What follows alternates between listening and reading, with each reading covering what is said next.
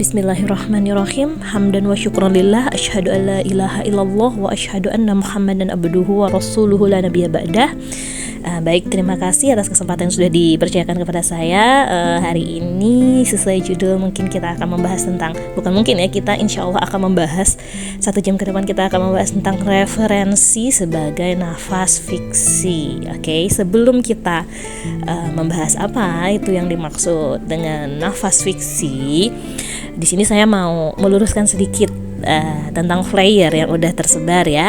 Di situ tertulis judulnya adalah referensi sebagai nafas fiksi. Kata nafas di situ pakai F ya, sementara di Takarir yang udah disebar juga itu pakai P. Nah, jadi yang benar, yang baku menurut KBBI Kamus Besar Bahasa Indonesia, yang benar pakai P, napas ya. Walaupun seperti kita tahu bahasa Indonesia ini lebih dari keseluruhannya, lebih dari sebagian dari bahasa Indonesia itu merupakan serapan dari bahasa Arab. Nah, sementara nafas yang pakai F yang tidak baku ini merupakan bahasa Arabnya gitu kan, yang akar katanya dari nafas, lalu nafas kemudian bermuarakan kepada nafsu, di mana jamaknya adalah anfus wa nufus yang artinya adalah jiwa. Sementara napas yang yang udah dibakukan oleh KBBI ini, meskipun maksudnya sama, hanya saja diklasifikasikan oleh bahasa Indonesia sebagai prosesnya. Jadi artinya adalah proses menghirup oksigen dari hidung gitu ya, melalui semua jalur pernafasan sampai ke paru-paru, kemudian diolah dan didistribusikan ke seluruh tubuh, lalu dikeluarkan kembali sebagai karbon dioksida, seperti itu.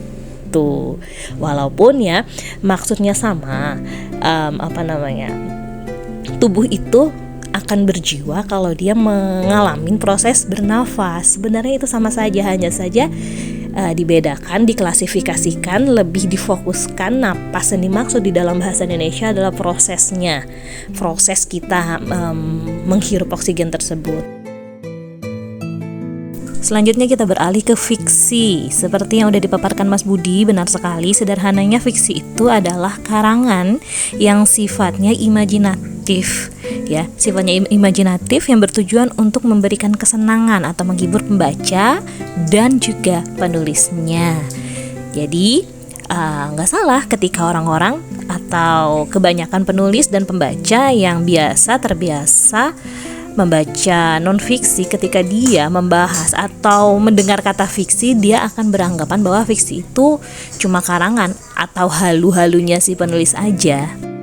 Mohon maaf sebelumnya kenapa saya memberikan statement seperti ini, karena saya berkaca pada diri sendiri.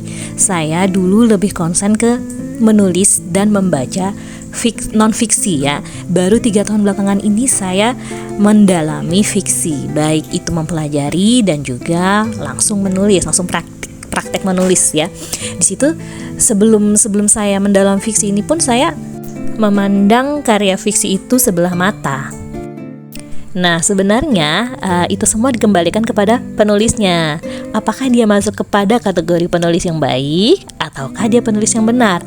Dimana penulis yang baik ini bisa saya deskripsikan sebagai orang-orang yang bisa menyajikan tulisannya, bisa mempresentasikan tulisannya sehingga terdeliver dengan baik ke pembacanya. Itu penulis yang baik.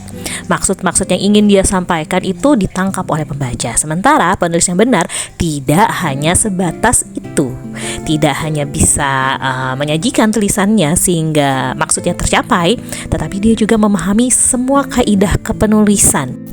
Step by stepnya ia lalui dengan tepat, mulai dari menentukan genre, kemudian ide, kemudian menyiapkan premis, kemudian mengumpulkan, meriset gitu kan, dan lain sebagainya. Unsur-unsur intrinsik, ekstrinsik udah dia ramu sedemikian rupa sebelum dia memulai menulis itu semua, dan bahasa pun dia pilih dengan baik. Itu penulis yang benar. Jadi tidak hanya sebatas pepesan kosong belaka atau halu-haluan aja.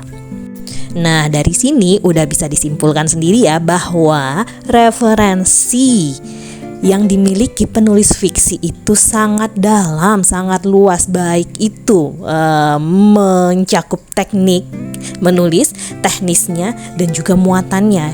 Gak sebatas imajinasinya saja, semua itu memerlukan referensi yang dalam sekali dan dikembalikan kepada jenis penulis yang manakah kita. Baik, sampai di sini saya ingin mengajak Bang Uli, Mas Budi, dan Mbak Irna serta mitra edisi sekalian untuk menyepakati bahwa menulis fiksi itu di sini saya ingin menitik beratkan kepada jenis prosa ya, fiksi prosa ya, yang jenis karya sastra yang dinarasikan seperti novel, cerpen, dan yang lain sebagainya, bukan yang puisi atau pantun, bukan yang memiliki rima dan gurindam, karena puisi dan pantun ini juga termasuk fiksi ya. Jadi karya fiksi ini akan memiliki jiwa. Kita merujuk lagi ke awal, ke nafas dan napas ini. Akan memiliki jiwa ketika prosesnya benar. Nah, referensi yang dimiliki penulis itu akan memberikan jiwa kepada tulisannya. Ya, kurang lebih seperti itu. Semoga bermanfaat. Saya mohon maaf atas banyaknya kekurangan dan terima kasih.